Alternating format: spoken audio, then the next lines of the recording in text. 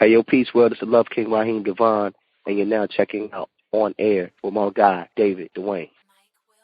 What's going on, everybody? Thank you for tuning back into On Air with David Dwayne right here, right now. My Fierce Wings Radio. We've got our boy, recording artist, Raheem Devaughn, back with us. What's going on, man? All is well. All is well. How you doing? Doing great. Thanks so much for coming back and joining us.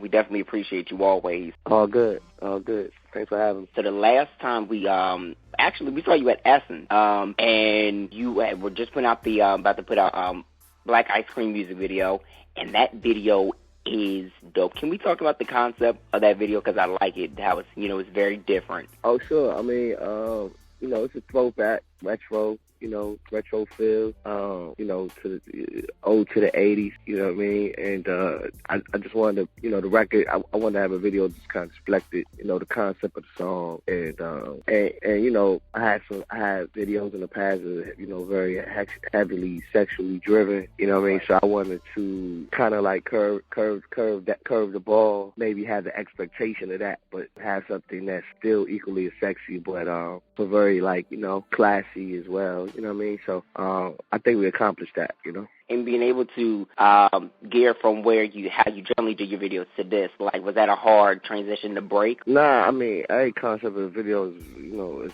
it's thought out before we do it. So, right. You know what I mean? Like, nah, it definitely wasn't.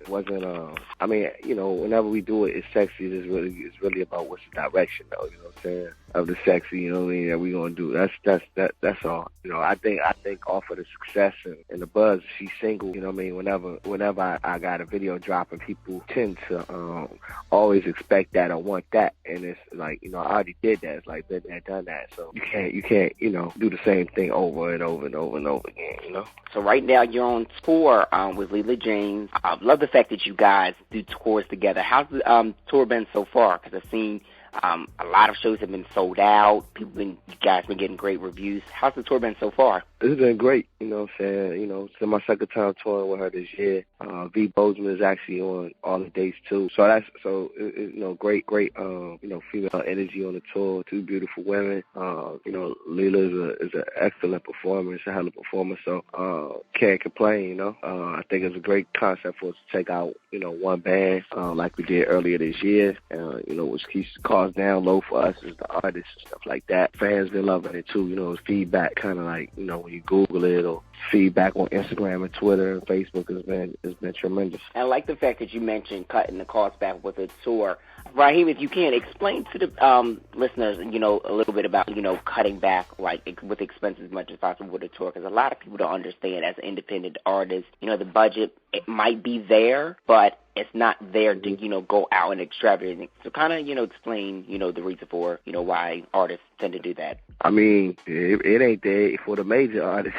Like, the fact that, me being independent, and this is my second tour, this year, I can name a handful of major recording artists who haven't toured at all this year. You haven't toured at all this year. Who had, number one albums and so forth and so on, So you got to be able to create that demand first and foremost. And then, of course, like, the plan is to come home with, is to make some money while you're out here, So you're responsible for paying any and everything in its entirety, when you're a headliner on a tour or co-headliner on a tour.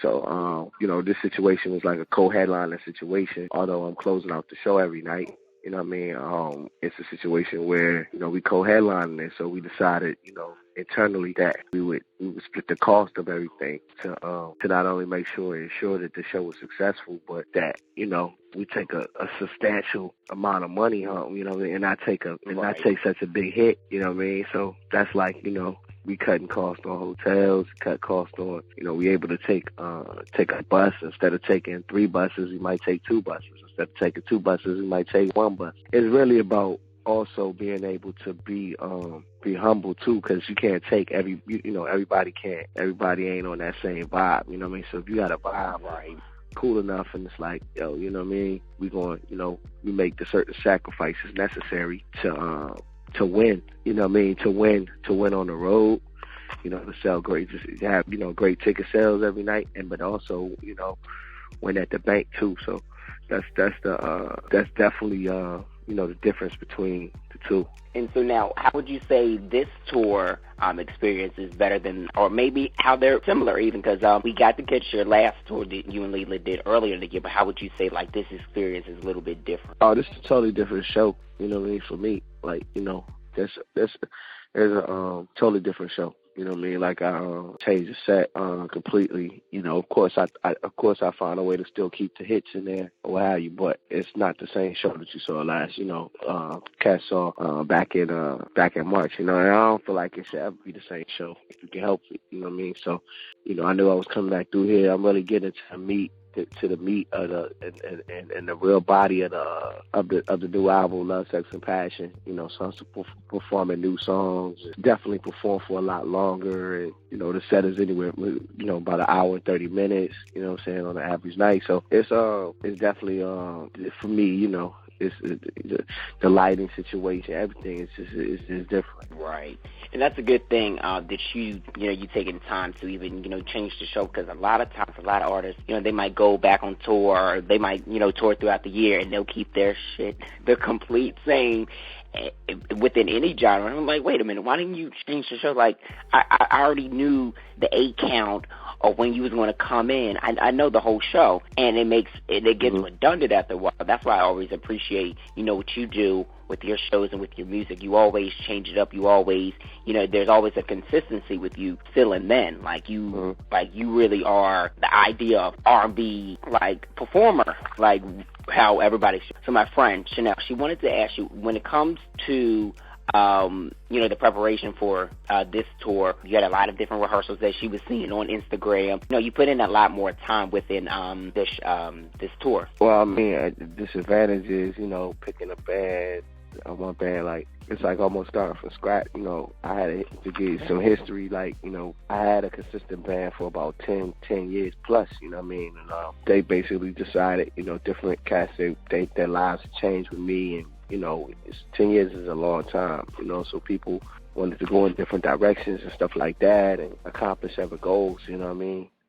They felt like they had reached the ceiling, you know what I'm saying, as far as like playing with me. So you know, going out on this road, like, you know, having a new band, you know, we had the rehearsals were important for a lot of reasons, because I need to feel comfortable with them. They need to feel comfortable with me, and then they're learning, you know, man, take my hour and 30, put it with another hour, you know, and then add another 30 minutes to that. You know what I'm saying? They learning, man, like, you know, damn near over 3 hours worth of music that they've never played before in their life. So it was not only important to me, but it was important to Leela, and it's important to V Boson as well, because, you know, when V has a great show, then, you know, and Leela has a great show, and Raheem has a great show, then we all have a great show. And it's kind of like we're a reflection of each other, you know what I mean, throughout the night, you know. And I don't think, like, a lot of artists take that approach anymore. And when they're doing concerts, you know, they might put so-and-so on a ticket just, you know, as a draw, or hoping there's going to be a draw. Doesn't mean they're going to have a great show.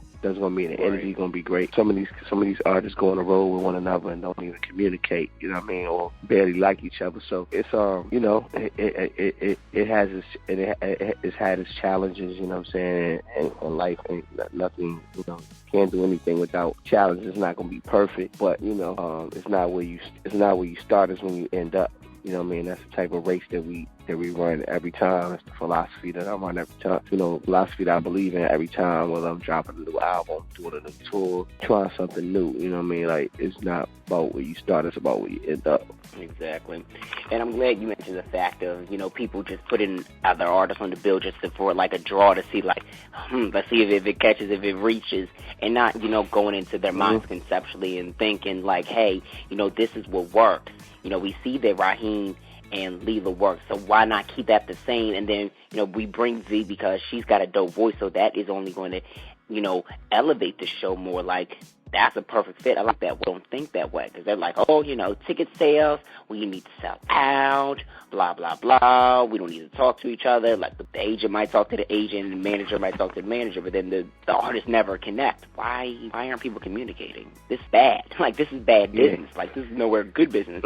Yeah, communication is everything, you know, in any form of fashion or business. Like, you know, it's what you don't know that can, you know, ruin an opportunity for you, you know. So definitely, like, the communication has to be on. And let's talk a little bit about the foundation. I know you guys had a couple different events at Essence. So how was that experience, being able to take the foundation and bring awareness to New Orleans during the Essence Festival? It's been great. We launched, for the Love Life Foundation, we launched the domestic violence component, the anti-domestic violence tour earlier this year. The goal for me is to hit 50 states, and we slowly knocking them out. We're knocking them out one by one, for sure. So far, we've been active in D.C., back at home, D.C., the DMV area. We did an event in New Orleans doing Essence Music Fest. We've hit both Nashville, Tennessee, and Memphis, Tennessee. So cover that region. I believe we have an event in New York tomorrow. Out of the 30 days that we did on this leg, we're doing 10.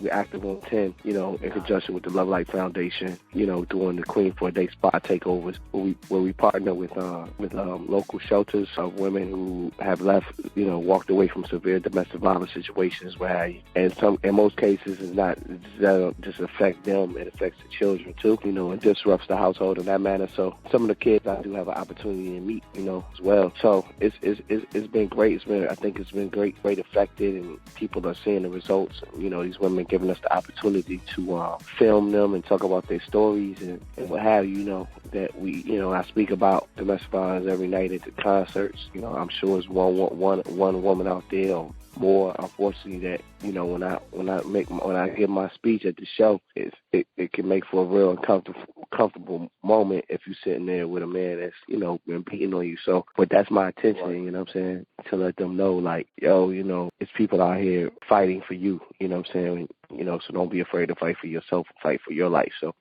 by walking away, so it's been crazy effective, and I'm thankful to the fans donate, money every night, as far as offering to take a picture with me, in exchange for a picture with me. My fans, they help fund this, our activities moving around the country, moving around the world. So it's definitely needed. Yeah, definitely, you got to, because this foundation is incredible. I've been watching from when you guys first established it to now to this point, and the things you guys been able to do, and it's groundbreaking. Thank you.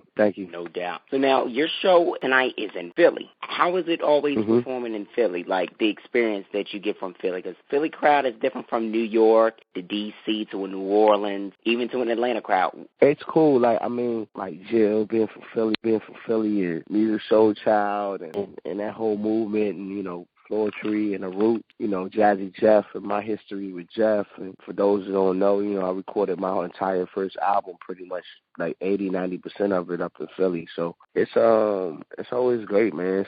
Philly's kind of like a second, third home, for me. I had many nights, what I'm saying, like up and down I-95, like, up and down the turnpike, man. Before people knew who Raheem Devaughn was, and just grinding and coming up and grinding and learning, and being around the Carvin and Ivans and Vidal and Dre's and Touch of Jazz producers and and great songwriters and working with the Eric Robinsons and like the world. So Philly is always is sentimental to me, also being a fan of all the great music and culture and stuff, and people that came out. I used to come up and be a fly on the wall for the Black Lilies and stuff like that. Like Philly's got a lot of fond memories of Philly, for myself. So to answer your question, like, it's gonna be, I expect it to be a very dope show and to be well received. Absolutely. Well, we're going to be there, so it's definitely going to be a dope show no matter what. We're always looking forward to, like, your shows when you come to Philly or New York. So we're looking forward to it because you put on a hell of a show, and if you haven't got your tickets to see Raheem, you need to go get your tickets right now. He's on tour, Leela James. Like, why haven't you guys seen it? And it's crazy, Raheem, that I even say people haven't seen you perform. Like, there's a lot of people that have said, I've never seen Raheem perform. I've never seen him perform. So if you could, like, elaborate in 3 words your live performance, what would you say? For the ladies, because it gets a little tense at times. They like to throw, panties on stage and stuff like that. Definitely bring an extra pair of panties, maybe some wet wipes. I say I say another word. You know, one word. If you had to put in one word, intent, and I'd say like timeless.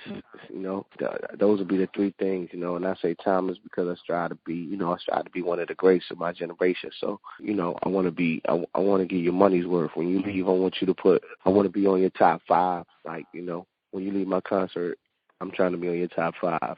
When you say, man, I haven't, 5 best concerts I've been to, Raheem Devaughn and Prince, or Raheem Devaughn and whoever's in your top 5. You definitely are in our top 5, and we got to say thanks so much, Raheem, for always bringing great R&B music, just greatness to the world, and, and supporting us, because you've been on the show numerous of times, so we definitely want to take the opportunity to thank you for allowing us to support, your movement and what you do with your brand and music. Oh, good, man. Thanks for supporting the culture.